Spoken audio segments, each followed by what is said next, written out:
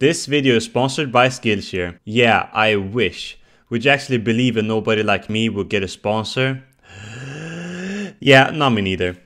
Last year, my friends and I were watching a lot of E3 hoping for a new, exciting game to hit the market. The ones that caught our eyes was Gods and Monsters, Ghostwire Tokyo, Rainbow Six Siege Quarantine, Elden Ring, Legend of Zelda Breath of the Wild sequel, Borderlands 3, Cyberpunk, and the list goes on. One of the most decent presentations E3 had was the PC gaming show, where they announced some interesting games like Remnant from the Ashes, Starmancer, and Crossfire, which is a nostalgic game of mine. Crossfire is basically a bootleg Counter-Strike 1.6 with some wacky game mode slapped upon it. Just for the sake of this video, I downloaded it again, and man, it's a very dorky game.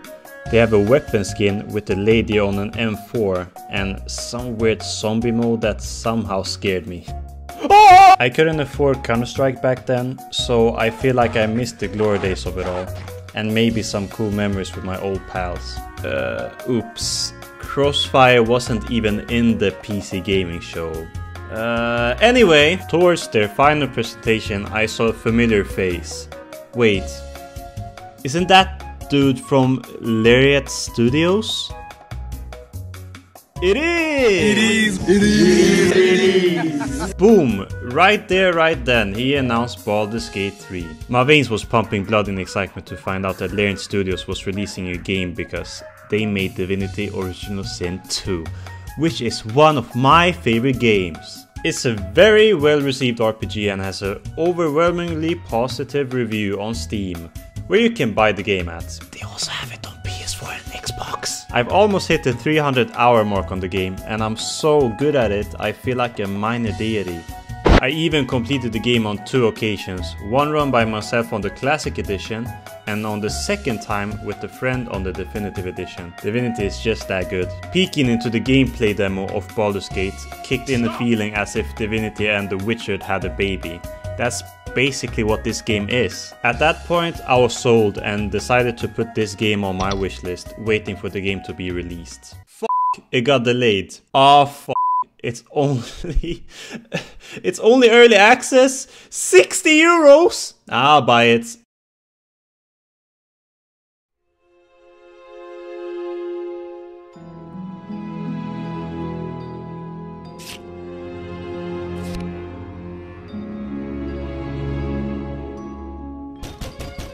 Huh?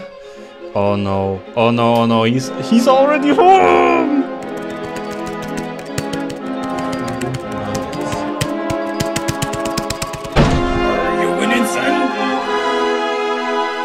I swear to God, if you throw another quick on me, I'm gonna Let me be honest, sometimes I get carried away and edit or talk about random shit that is not related to the topic at all. We're talking about Baldur's Gate 3, so maybe before we begin, it will be a good idea if I explain the prologue of Baldur's Gate 3, so you guys will understand and stay engaged.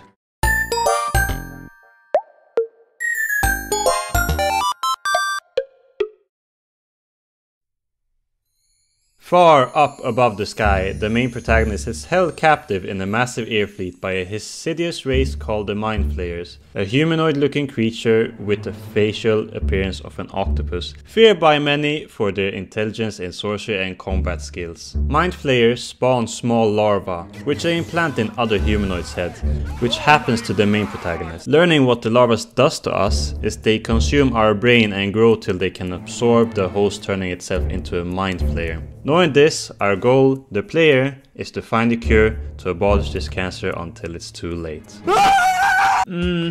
Bruh, never going to ask a woman to get on their knees like, what if I nutted on their face and she transformed into me? That would be kind of fucked up. This is perspective, of course, if I was a Mind Flayer. Just to make it clear. This is the reason why people have a hard time connecting with me, because of my analogies.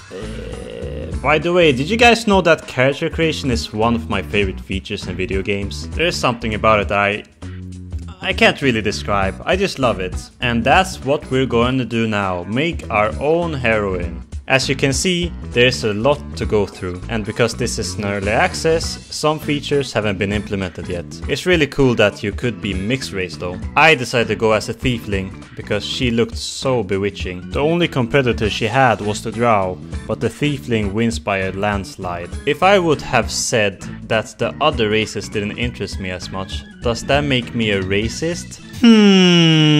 Look at this beauty. Her name is Tunisia. She is a warlock, intelligent and charming.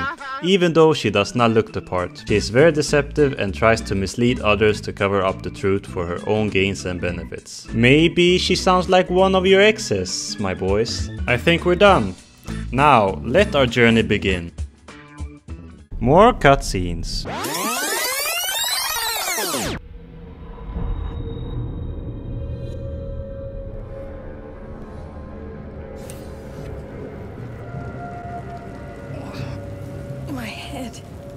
This game looks awfully like Divinity 2 at the beginning, like here's the side-by-side comparison. It just goes to show which developers made the game. Luckily for me, there's a narrator in Baldur's Gate, so I don't have to read, which could be troublesome sometimes because I'm dyslexic. It slightly bothers me when it has to say early access above the right corner. My immersion would heighten a bit, but it's understandable. There are some occasions when you talk or interact with an object, a dice might appear. This is a reference to a board game Larians teamed up with called Dungeons and Dragons. The dice are mostly used during the background when you play Baldur's Gate without you knowing, but how does the dice work, you may ask? I'll describe this on a basic level, because my brain is kind of ooga booga. The dice have two uses, during fights and in interactions. There are different types of dices and are called D for shorts. This dice is a D20, the most common dice that are used for ability checks. Your characters can be proficient in intimidation, deception, survival, history and many more. This also goes for your stats and will add 1 or 2 points to those abilities as a modifier while encountering different events. Further down the hallway, we came across a man with his skull cut open. He shivers, leaving us to believe he's still conscious, but as it turns out, he's already dead. For some reason, his brain starts to speak to us, asking if we could remove this obnoxious being from this man's skull. Questioning the brain gives us options if it's worth saving or not and leaves us with decisions to choose from. This is how the game determines you to make the best choice possible. For some reason, I want to see what would happen if I gently prise the brain from the skull, because I believe in voodoo. Hitting the dice successfully secured a safe recovery for the brain, and after I let it go, the creature turned itself into an abomination. How wonderful. Keep in mind that if I failed the roll, the situation could have left me in a sticky situation where my life could have been threatened. Hitting a 20 is what you want to see on the dice to succeed, the checks guaranteed, and hitting lower than what may be asked to pass, you fail. 1 is the lowest hit you can get, and you don't want to see that very often. It also decides the initiative who will be the first one and last one to strike during the combat between you, your foes and your party members. The D20 also makes or breaks if you hit someone or miss an attack. Then there are specific dices for weapons: D4, D6, D8, D10 and D12, which are the dices of attack rolls. Here's an example. A monk could use a club that have the dice D4. He has proficiency in simple weapons that gives him a +2 proficiency bonus, and then he can add his dexterity modifier. That means when the monk strikes a hit, he will deal damage D4, the dice, plus the dexterity modifier, +4, which results in a minimum damage of 5 to a maximum of 8. Spells and healing abilities works generally the same. I didn't want to leave that out. I hope that wasn't too hard to understand. Sometimes 90% of the time I have no idea what the fuck I'm talking about. And that's the truth. Oh god! Let's get out of this shithole. Quick speedrun mode, you feel me? This maggot or whatever you want to call it. We came to an agreement that we had to go to the helm, or should I say, cockpit? Okay, onward little one. It seems everywhere I go, we stumble upon people left and right. Was it really necessary to jump down from such a height just to confront me if I'm the bad guy? Obviously, we're not. Let's get out of here together so we might survive. Our main priority is to get our eyes checked by the chlamydia doctor and escape so nothing bad happens to us. Do we have a deal? She replied with Ooga Booga! And we continued the escape. After that, we learned how to fight. No difficult task. Don't forget, we're still in the tutorial phase. I told you, the action doesn't stop. We are kind of being attacked by hell for some reason. Tunisia, what did you trip on? We successfully escaped, and there's no footage of me doing so. At the helm, there was a string that warped us to another continent. I know we won't die, but we're about to hit the rough end. Unfortunately, Tunisia takes a boulder to the face, falling down the sky just to get telekinetically grabbed at the last second of impact. I can't really say that word for Here the story takes off. If you found it interesting so far and want to play Baldur's Gate, then you may want to stop watching the video. Spoilers are coming your way about what I did in Act 1. You have been warned. Just don't forget to subscribe. Tunisia had a bumpy ride. Seems like we landed on Fort Joy Beach. Yep. Just like in Divinity, of course. The only difference is that we are actually not in Fort Joy. We are in Ravaged Beach. This gives me the same vibes, but it's just built different. My sixth sense told me it was time to loot everything we see and recruit as many allies as possible. The first one being Shadowheart, a high elf sassy cleric bitch that only Sims would fall for. Asterion, a high elf cold-blooded vampire that would suck your blood dry like Cell from Dragon Balls. Your Uncle Gale, shady as he may be, is quite interesting. Living with a ticking bomb inside his chest forces him to find magical artifacts that will prolong his life. Somehow he's always in a chill mood. Lizelle is the woman we escaped with and is very direct in her approaches. Honest to the bone and a good fighter, she is excellent, but an odd one. Lastly, we have Will. He's black. All my companions I've gathered, we had to comprise ourselves to a party of 4. Lizelle the fighter, Gale the wizard, Shadowheart the cleric, and myself a warlock. I chose these 4 because Asterion was too weak, and Will was also a warlock like myself, or should I say Tunisia. My line of thread totally sucks, by the way. The exploration felt great, and it was exciting to find new places to go to. In the early stages of the beach, our gang found the village. Some travelers are in a state of panic asking for the villagers to open the gates. Travelers meant no harm and simply tried to find safety from goblins that have followed and attacked them. The goblins was fast on their feet and caught up to the travelers.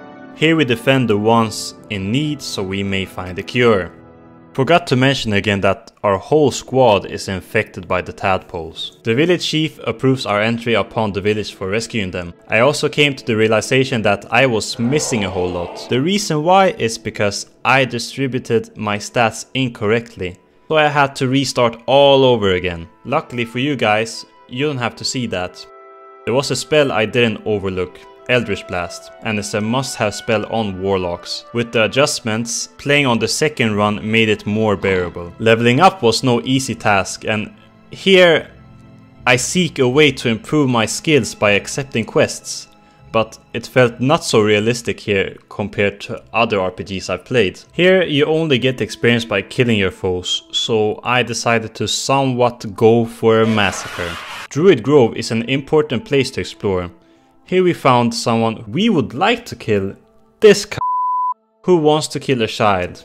She might be a bit careless, but will do so to protect the ritual that is taking place outside. This little one tried to steal an idol needs to complete the rite. I don't have a clue why they have a rite and what importance the idol has. For convenience sake, we persuade Koga to spare the child. Maybe I'll have a use for the idol myself if I could steal it. Oh, she's stealing! The village chief also requested me to kill Koga, and it motivated me more to eliminate her. She will live until I find a more appropriate opportunity to do so. We are only here to find a cure if I'm being honest. Conveniently, there's a healer in these quarters, but it felt too early to find someone that would solve our problems, so I pulled off. Nettie is only trying to save herself, afraid of what we might become. She locks us up in a chamber she studies in herself inside, and in frustration of not being able to reason with her, we had to kill her. Nettie's antidote only really poisons us, so I made the right call. The most promising healer we've heard of so far is Halsin, a druid that has been captured by the goblins. He is held captive on the other side of the forest inside the stronghold. It doesn't sound like an easy task because the goblins are naturally very aggressive. We may have to slaughter them all. Thanks for the information, brother. We appreciate it. You son of a bitch. With the new information we've gathered, we head out to find Halsin deep within the forest. The goblins must have had time to siege a village that lies further away from Druid Grove, most likely during the raid while the travelers tried to hide for safety. Shadowheart accidentally stumbled upon a Goblin's Vision scout. Afraid of triggering her, I asked if Shadowheart could use her sharp tongue to get us on good terms with the goblins, cause they had an overwhelmingly large group backing them up. Since Shadowheart is a we are allowed to pass. Exploring more around the general area had us walking down a webby cavern. If you have arachnophobia, I feel so sorry for you. This cave is full of spiders. With Gale's fire spells, I tried to burn them to ashes. It took quite some time. Within the depths of the cave lies the Spider Queen. I tried multiple attempts to burn her to sunder, but were only possible if I cheesed her out by killing her spawn first. I may look and act like Cursed George, but something told me that jumping down this pit would be a great idea.